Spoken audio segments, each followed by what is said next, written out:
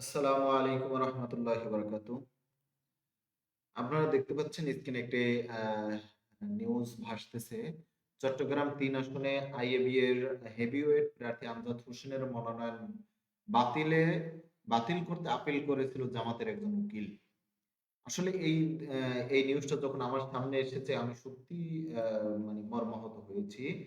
কারণ যেখানে আমাদের আমির হযরত পীর সাহেব হুজুর চরমনাই সারা বাংলাদেশে সকল ইসলামী দলকে এবং ইসলামে ইসলামী সমমনা যতগুলো দল রয়েছে এদেরকে ঐক্যবদ্ধ করার জন্য আপ্রাণ চেষ্টা করতেছেন। দিন-রাত এক করে কাজ করতেছেন। ঠিক সেই সময় যদি এরকম একটি নিউজ আমাদের সামনে আসে সত্যি আমাদেরকে বিব্রত করে এবং আমরা এটা নিয়ে আসলেই দুশ্চিন্তাগ্রস্ত হয়ে যাই। এরকম ঘটনা শুধুমাত্র এক জায়গায় না, বারবার হচ্ছে। কেন হচ্ছে? চলুন আমরা একটু দেখি আসলে বিস্তারিত ঘটনাগুলো কি। এখানে আমরা দেখতে পাচ্ছি এই নিউজের মাধ্যমে এখানে এই যে চট্টগ্রাম ৩ আসনে আইএবি এর হেভিওয়েট প্রার্থী আমজাদ হোসেনের মনোনয়ন বাতিল করতে আপিল করেছিল জামাতের উকিল। এর পরবর্তীতে আমরা একটু তার আইডিতে ঢুকেছিলাম, দেখি সে কি করছে। এই যখন মনোনয়নপত্র আপিল করেছিল তার পরবর্তী সময়ে কিন্তু এখানে এই যে তার অ্যাডভোকেট ওমর ফারুক সাহেব, তিনি জামাতের একজন কর্মী হিসেবে, জামাতের একজন নেতা হিসেবে, কর্মী হিসেবে, দায়িত্বশীল হিসেবে অথবা জামাত সমর্থক একজন ব্যক্তি হিসেবে আমরা দেখেছি তার আইডির মাধ্যমে। তার আইডিতে এখানে কিন্তু তিনি পোস্ট করেছেন আমাদের এই আমজাদ ভাইয়ের নিউজটি। এখানে কিন্তু এই যে সময় টিভি যে নিউজটা করছে এটা কিন্তু তিনি শেয়ার করেছেন। এখন এই শেয়ার করার পরে এখানে দেখেন যা তিনি কি লিখছেন, অভিযোগকারীর পক্ষে শুনানি করার পর মনোনয়ন বাতিল। তিনি অভিযোগ করে এবং এখানে শুনানিতে মনোনয়নপত্র বাতিল হয়েছে এটা তিনি আনন্দের সাথে শেয়ারও করেছেন। শেয়ার করে মানুষকে জানান দিয়েছেন। চলুন তার আইডির অবস্থাটাকে একটু দেখে আসি। এই যে দেখেন এখানে তার আইডিটা এখানে রয়েছে। এই যে আইডিতে এই তো 16ই ডিসেম্বরের যেই ম্যারাথন হয়েছিল ঢাকায় এগুলো শেয়ার করেছেন তিনি। এছাড়া চট্টগ্রাম মহানগর 11 আসনের প্রার্থীর পক্ষে এগুলো শেয়ার করেছেন। এছাড়াও এই যে বিভিন্ন সময় জামাতের এগুলো শেয়ার করেছেন। চলুন আমরা একটু তার আইডিটা একটু ঘেটে দেখে আসি যে এটা আসলে আরো স্থানীয় নিউজ মিডিয়া গুলোতে কিভাবে প্রকাশ পেয়েছে। চলুন সেটা একটু দেখি। এই যে দেখেন এখানে এই যে এখানে এই আছে এই চট্টগ্রাম প্রতিদিনে এখানে দেওয়া হয়েছে এই যে হুম,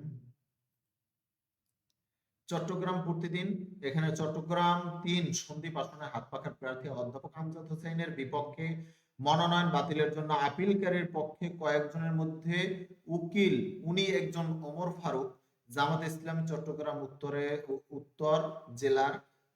বিস্তারিত আইডির লিংক কমেন্টে। চলুন আমরা একটু লিংকটা দিয়ে দেখে আসি। এই যে অ্যাডভোকেট ওমর ওমর ফারুক সাহেব তার এইখানে আইডির লিংক দেওয়া হয়েছে। এই হলো গিয়ে তার অবস্থা। এই দেখেন কমেন্টে কি পরিমাণ বিষয়টা নিয়ে করতেছে। চলুন তার আইডিটা একটু দেখি। অ্যাডভোকেট ওমর ফারুক সাহেবের। আমরা তার আইডির ভিতরে প্রবেশ করলাম।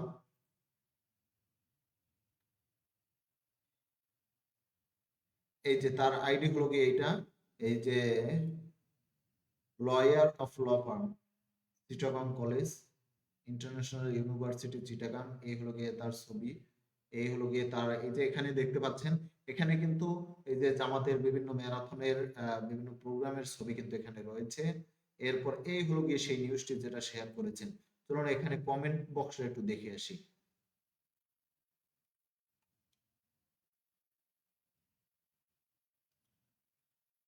এই যে দেখেন এখানে কি আসলে বিষয়টা খুবই দুঃখজনক।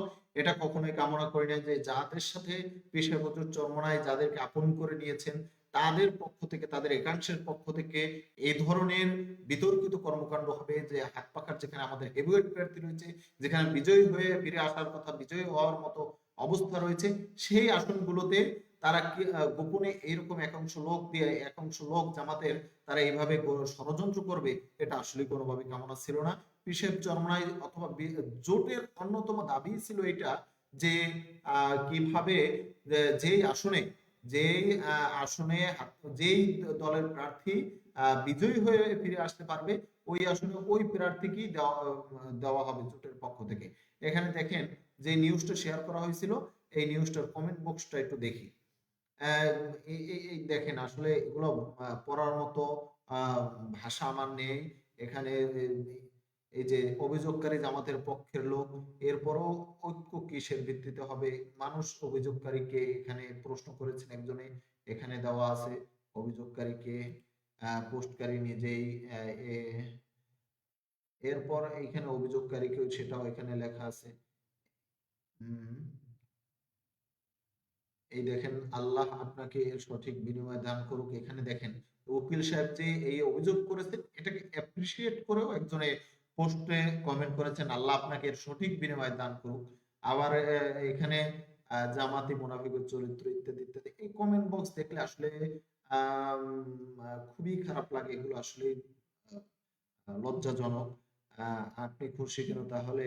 আহ, কারবার আপনি, আপনিও একজন অভিযোগকারী, মুনাফিক, কুলাঙ্গার, বা খুব মজা পাইছেন বুঝি, কোনো লাভ নেই ইত্যাদি, মানে এরকম আসলে মানে খুবই এটা মর্মাহত একটা বিষয় যে জামাতের আমাদের হাত পাখার প্রার্থী যেখানে বিজয়ী হয়ে আসার মতো অবস্থান, সেইখানে জামাতের একাংশ, আমি সব জামাতের দায়িত্বশীল সব নেতাকর্মীদেরকে আমি মানে অভিযোগ করছি না, একাংশ যারা এই জামাতের ভিতরে থেকে জামাতে ইসলামকে ক্ষতি করছে, জামাতে ইসলামকে, ইসলামের সেই ঐক্য হওয়ার যে মনোভাব এটাকে ধ্বংস করছে, মানুষের কাছে জামাত ইসলামের যে বিশ্বস্ততার জায়গাটা এটা ধ্বংস করছে। আসলে এটা আসলেই অনেক লজ্জাজনক, এবং এটা এই অবস্থাটা হলো গিয়ে ইসলামী বিপ্লবের সম্ভাবনার যে অবস্থান এটা নড়বড় করে দিয়েছে। এছাড়াও আপনাদেরকে যদি আমি বলি, বলবো না, দুই আসলে একই একই চাল চালা হচ্ছে। আপনারা ইতিমধ্যেই দেখেছেন চট্টগ্রামের এই যে রাজনৈতিক যে ঘটনাটা ঘটেছে এটা আপনাদের সামনে উপস্থাপন করলাম। বরগুনা 2 আসনে আপনারা দেখেছেন গতকালকের সকালের দিকে একটি নিউজ পোর্টাল থেকে, বা নিউজ পোর্টাল না, ওটা একটা ফেক পেজ থেকে একটা মিথ্যা দাবি করা হয়, মিথ্যা পোস্ট করা হয়, যেটা বা এই বরগুনার মানুষের অনেক লোকেরই দৃষ্টিগোচর হয়েছে।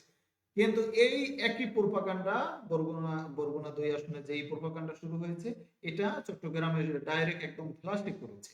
এই বরগুনা 2 আসনে যেই পথ তারা অবলম্বন করছে, এটা আসলেই, এটা আসলেই লজ্জাজনক, ন্যাক্কারজনক। মুফতি মিজানুর রহমান কাশ্মীর হেভিওয়েট মতো প্রার্থী, হেভিওয়েট মুফতি মিজানুর রহমান কাশ্মীর মতো হেভিওয়েট প্রার্থীকে ট্যাকেল দেওয়ার জন্য, তাকে ফেরানোর জন্য আপনাদের এই সকল একাংশ ব্যক্তির, নেতা কর্মীদের, তাদের এই অপপ্রচার এবং এই প্রোপাগান্ডা, এবং যারা এটাকে সমর্থন করছেন এবং প্রচার করছে, এই বিষয়টাকে যারা প্রচার করছে বরগুনা 2 আসনের, এরা সকলেই আমি বলবো জামাত ইসলামের ক্ষতি চায়, জামাত ইসলামের মঙ্গল চায় না।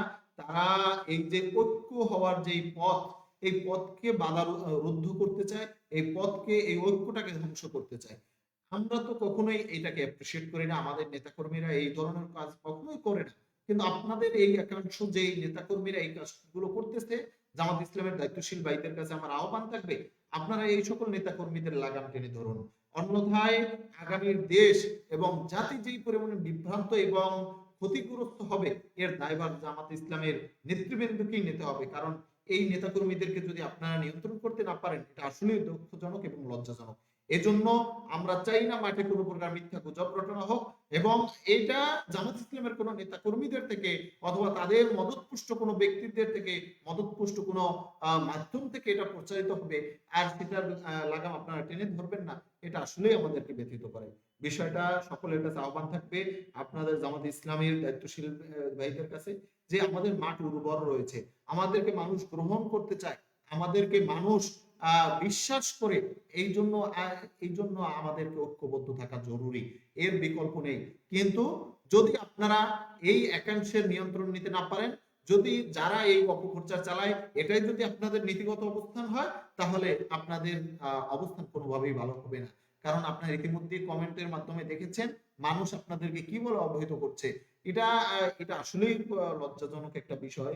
আমি আর এই বিষয় নিয়ে কথা বলতে চাই না। আশা করি আপনারা অবশ্যই বিশ্বস্ততার পরিচয় দিবেন।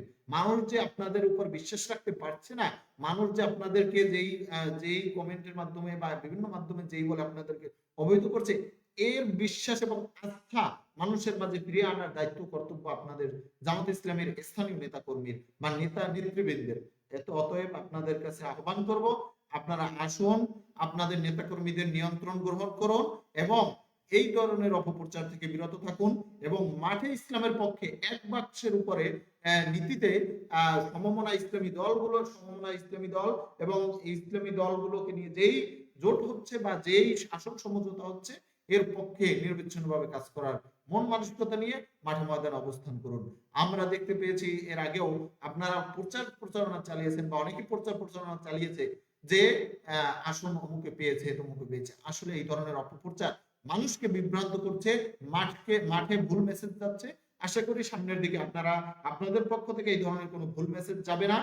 ইনশাআল্লাহ আমরা ঐক্যবদ্ধভাবে আগামীর দেশ এবং জাতি বিনির্মাণের ক্ষেত্রে আমরা কাজ করব, কিন্তু আমরা সকলেই যার যার অবস্থান থেকে ইসলামের পক্ষে এবং আমরা ধৈর্যের সাথে সততার পক্ষে, ন্যায়ের পক্ষে, গুজবকে পরিহার করে সত্যকে উপস্থাপন করে আমরা সামনের দিকে কাজ করব।